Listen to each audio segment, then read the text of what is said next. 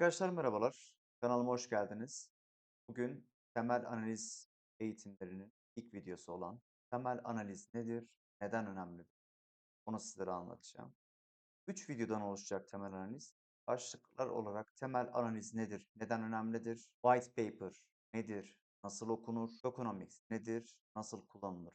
Adı altında 3 video şeklinde temel analiz videolarımızı bitireceğiz. Normalde çok daha fazla uzatabilirim. Ama bu üçü sizin için gayet yeterli olacak. Kripto paralarda yatırım yaparken herkes şu soruyu sorar. Bu coin'in değeri artar mı, düşer mi? İşte bu sorunun cevabını bulmak için temel analiz devreye almamız gerekiyor. Ama temel analiz tam olarak nedir ve neden bu kadar önemli? Bu konuyu anlamak istiyorsanız doğru yerdesiniz. Temel analiz, bir kripto paranın gerçek değerini anlamak için o parayı çevreleyen projeyi, ekibi, kullanım alanlarını ve ekonomik faktörleri inceleme süreci. Ama bunu daha basit anlatayım. Bir coin'i bir şirkete yatırım yapar gibi düşün. Şirketlerin ürünü iyi mi? İnsanlar bu ürünü kullanıyor mu? Gelecekte bu ürüne daha fazla ihtiyaç olacak mı? İşte temel analizde bu soruları cevaplıyor. Temel analiz bir ev almadan önce o evi incelemek gibi. Evin temeli sağlam mı? Mahalle güvenli mi? Fiyatı eder mi? Kripto para alırken de aynısını yapmalı. Bir temel analiz neden bu kadar önemli? Çünkü kripto dünyası spekülasyonlarla dolu. Bugün bir coin yükselir, yarın düşer. Eğer bir coin'in neden değerli olduğunu anlamadan yatırım yapıyorsanız büyük kayıplar yaşayabilirsiniz. İşte temel analiz bilinçsiz yatırım yerine akıllı yatırım yapmanızı sağlar. Mesela Dogecoin.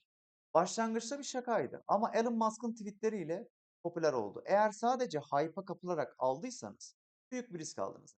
Ancak projenin gerçek değerini temel analizle anlasaydınız daha bilinçli karar verirdiniz. Şimdi biz temel analizi yaparken 5 şeye dikkat ediyoruz arkadaşlar. Bunları not alırsanız çok çok daha iyi olacaktır sizin için. Projenin amaçları ve kullanım alanlarını anlama. Bir coin'in amacı nedir? Sorunu çözmek için mi var yoksa sadece para toplamak için mi? Örneğin Ethereum akıllı sözleşmelerle devrim yarattı. Ama bazı projeler sadece kopya. Bunu anlamak için projenin web sitesini ve white paper'ını mutlaka incelememiz gerekir. İkinci videoda white paper detaylı şekilde inceleyeceğiz. Ekibi ve ortakları araştırma. Açıkçası ben trader gözünden buna ihtiyaç duymuyorum. Bunu söylememin sebebi long term trader'lar yani uzun vadeli yatırımcılar olabileceği için long term investor'lar uzun vadeli yatırımcılar olabileceği için bu uzun vadeli yatırımcıların bunlara da dikkat etmesi gerekiyor. Çünkü uzun vadeli yatırımcılar genelde pozisyonlarını longlarlar yani alım yaparlar.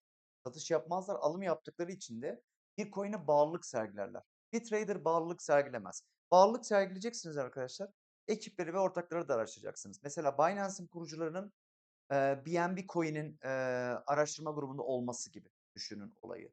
Ya da yanlış değilsem işte LTC Coin'in ekiplerinden biri aslında bu Ethereum'un kurucularından da biri gibi bir durum var. 3. Coin'in tokenomics'i.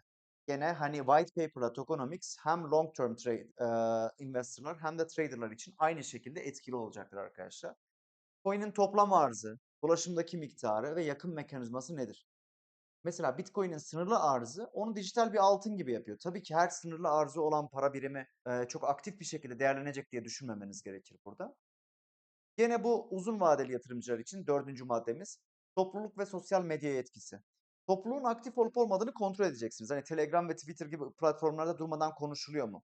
Bunun konuşulma oranlarına bakacaksınız. Ama dikkat etmeniz lazım. Burada her hype sağlam proje değildir. Burada size bir trik verebilirim. Google'ın arama yerlerinde, Google Sheets'lerde şöyle bir şey görebilirsiniz. Hani belli bir kripto paranın ismini yazdığınız zaman nerede, hangi ülkelerde aranmış diye görebilirsiniz ama veriler çok sağlam değil. Sürdürülebilir de bir sistem olduğunu düşünmüyorum. Ya ben bunları gene trader açısından baktığımızda dördüncü maddeyi de pas geçiyorum açıkçası. On-chain veriler. Herkesin bilmesi gereken nicel veriler çünkü bunlar. İşlem hacmi, aktif adresler ve staking oranı gibi verilere bakın. Bunları coin analizlerinde ilgi olursa göstereceğim çünkü bunlar biraz üst versiyon. Yani çok basit bir mantıkta bu yüksek para sahipleri, balinalar dediğimiz, whales dediğimiz kavramlar genelde cüzdanlarında parayı tuttukları için bir ara merkezden işte bir coin borsasından parayı cüzdanına çektiği zaman bu olumludur. Evet, uzun vadeli yatırım yapıyordur demek. Ama eğer oraya aktarıyorsa bu coin için olumsuzdur gibi söyleyebiliriz. Şimdi biraz daha pratik şeylere geçelim arkadaşlar. Hani biraz daha ekran üzerinden göstermek istiyorum size bunları.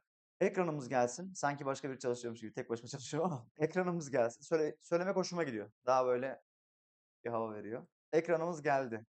Şimdi arkadaşlar ilk başta yazmamız gereken şey şu. Federal Reserve diyoruz. Buraya giriyoruz. Şimdi normalde temel analizleri etkileyen 3-4 tane kaynağımız var. Baktığımız. Bu standart kaynaklar. Ani haber akışlarını söylemiyorum arkadaşlar. Ya da Elon Musk'ın tweetlerini söylemiyorum.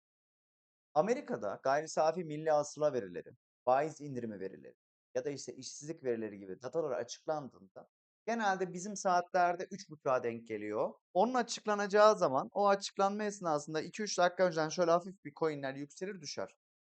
Biraz volatil olur. Yüksek kaldıraçlı girmediyseniz çok elzem bir şey değil ama burada verilen kararlarda bir önceden bundan haberiniz olur. Yani önce şöyle olur. Mesela diyelim 25 bas puan düşecektir diyelim faizi. Sizin zaten önceden haberiniz olacaktır eğer takip ederseniz bu tarz haber sitelerini. Ama olmasa bile burada açıklandığı zaman Federal Reserve Board'dan bakabilirsiniz. İngilizceniz yoksa da arkadaşlar size tavsiyem kriptografi gibi böyle garip garip kanallar var. Onlar zaten anlık olarak size yayınlıyorlar. Yani ben sonuçta hani şu anda tek kişi olduğum için bu konuda destek veremeyeceğim ama ben gene haftada bir belki elimden geleni yaparım işte. Gelecek hafta şu veriler bekleniyor diye size önden söyleyebilirim arkadaşlar. Ancak bunu yapabilirim size. İlk başta bizim Amerika'daki ekonomik verilerin açıklanmasıyla ilgili detaylı bir şekilde bakmamız gerekiyor. Buraya baktığınız zaman herhangi bir sorun kalmayacaktır. Veriler açıklanacaktır ama Türk sitelerden de dediğim gibi takip edebilirsiniz. İkinci şeyimiz şu arkadaşlar. Binance'in delist haberleri. Bakın her zaman şunu söylüyorum size. Bir yerde haberleri takip etmenin önemi burada devreye giriyor. Sizin coin'iniz diyelim uzun vadeciler için de özellikle söylüyorum. Coin'iniz burada bir anda piyasadan delist edilme kararı aldı. Özellikle Binance piyasasından. Ben Binance üzerinden çalıştığım için. Mesela geliyorum burada ne delist edilmiş en son. Ben hepsini hatırlıyorum da gene de şey yapayım. Bakın buradaki en büyük coin delist edilen Umfi. Umfi mesela. Bunlar zaten şey vadeli piyasada yoktu. Bunlar sadece spot piyasadaydı çünkü. Umfi burada şey vadeli piyasada. Mesela bakalım. Hani tam öğrenmeniz için spesifik olarak açıyorum. 23 Ekim 2024 saat 10. Şimdi ben Umfi'nin grafiğine gittiğim zaman 23 Ekim 2024 saat 10'da bu haber çıktığı an bu haberin haber botlarının yapay zekaların otomatik trader botların server'dan da emir verildiğini biliyorum. Tekrar anlatıyorum yavaşça böyle. Haber burada saat 10'da çıktı. Hemen ne yapıyor? Haber sitelerini alan o haberdeki delist hemen kelimeyi yakalıyor. Coinlerin isimleri USD Purchase yakalayan bir bot var. Bu buraya alıyor haber botuna. Haber botundan sonra yapay zeka botun. Bunu anlamlandıran, mantık bulan bir bota geliyor. Buradan trade botuna gidiyor. Yani şey alım satım yapacak bota. Delist haberinde ne olur? Short açarsın. Bu kadar basit. Short açan bota gidiyor. Buradan ne yapıyor? Server'a gidiyor. Server'dan Binance sistemine. Şimdi diyeceksiniz ki böyle mi çalışıyor sistem? Evet arkadaşlar böyle çalışıyor. Bu ileri düzey otomasyon. Ben yapıyorum bu arada. Ama tabii ki bunlar için hem belirli paralar ödemem gerekiyor hem de o sistemi aktive ederken de riskimi alıyorum arkadaşlar. Çünkü burada alacağınız yanlış bir risk iyi para kaybettirir. Benim denk gelmedi ama iyi para kaybettirebilir. Neyse şimdi biz bu botların olmadığı varsayımda delist haberi geldi hocam size. Delist haberi geldiği zaman şuraya bakıyorsunuz. Mesela şu coin'e geldim bakın. Şuradaki tarih önemli değil burada. 23 Ekim 2024'te saat 10'da delist edilmiş. Delist edildiyse ben şimdi Umfi'ye gel. Şimdi şuraya geliyoruz. Umfi'ye baktığımızda burada görünce saat 10'a geldiğimizde yaklaşık evet %42.40'lık bir sonuç arkadaşlar. Yani deliz haberleri de bizim dikkat etmemiz gereken ikinci nokta. Üçüncü nokta. Üçüncü videoda anlatacağımız tokenomics'ten bir örnek veriyorum. Token unlock yazarsanız arkadaşlar bu siteye kaydolabilirsiniz. Herhangi bir ücret ödemeyin. Burada önünüzdeki günlerde yani önünüzdeki derken benim de önümdeki olan günlerde şöyle token unlock'sa gelirsin buraya. Bakın burada 6 saat sonra mesela adanın 0.05'lik bir açılışı var. Mesela burada 0.45 buradan bakalım hani çok yüksek bir açılış yok da şu mesela fena değil. 1 inç'in burada bakıyorum yaklaşık ne kadar açılıyor? Evet. Yani 7,58'i ama size gelmiyor bu. Investor'lara veriyorlar. Yani ilk sahiplerine veriyorlar. Bunların tabii kuralları oluyor hani şu kurallara göre satabilirsin, bu kurallara göre satabilirsin diye ama mesela One Inch'te biraz daha temkinli olmak gerekiyor. Yani alımı yaparken nasıl orada 10 fee aldınız? Ben 10 fee aldım. Projeyi doğru şekilde analiz etmezsen Binance delist eder çat diye düşersin böyle. Hiç de kurtulamazsın. Bak şimdi aynı şekilde burada da bir inçte düşük bir bakın. 7,72 çok yüksek bir şey değil.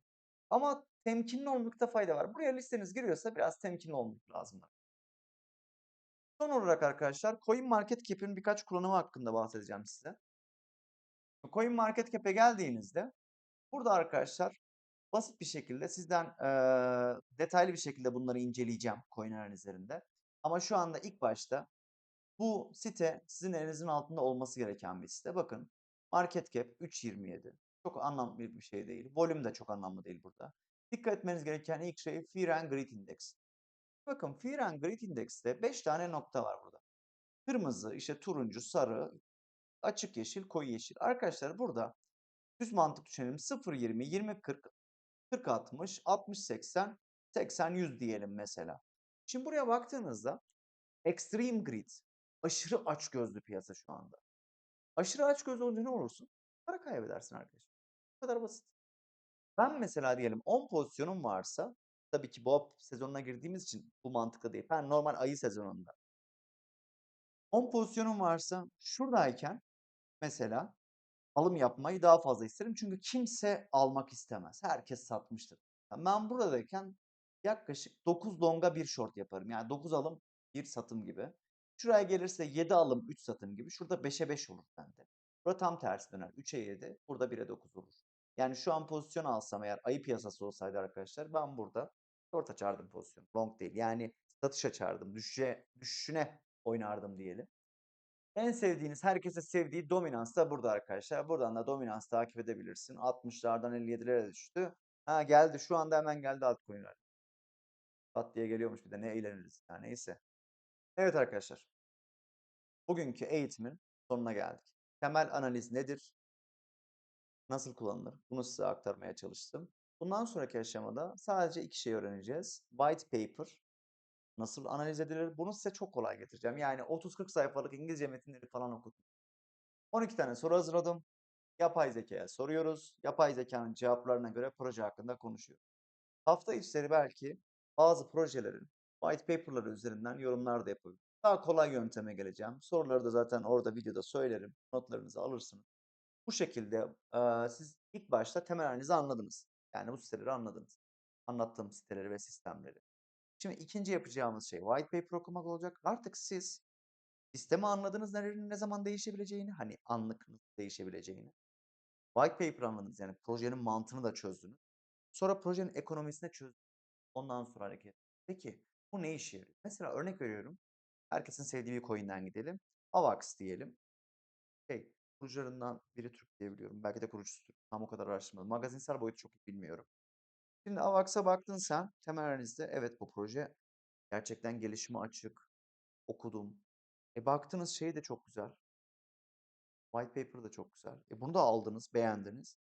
Şimdi artık karar vereceğin aşamada tokenomics aşaması. Tokenomics aşaması sana 3 şey söyleyecek. 1. Projeden uzak dur. 2.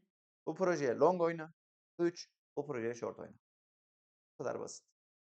Bundan sonraki aşamalarda sen zaten projeyi kabul ettiysen long ya da short oynayacaksan teknik analize ihtiyacın var. Ama ondan önce de coin analiziyle biz bu son verdiğimiz kararı pekiştireceğiz arkadaşlar. Arkadaşlar abone sayım çok az. Bu konularda böyle şey yapmayı sevmem ama maalesef YouTube'da görünebilmek için ve tanınabilmek için bana da motivasyon olsun diye. Beğenmeyi, abone olmayı, geçenki videoda tam onu şey yapamadım ama arkadaşlarınıza da önerebiliyor musunuz? Gerçi ne olarak önereceksiniz bilmiyorum ama videoyu önermeyi unutmayınız. Teşekkür ediyorum. İkinci videoda white paper izleyeceğiz.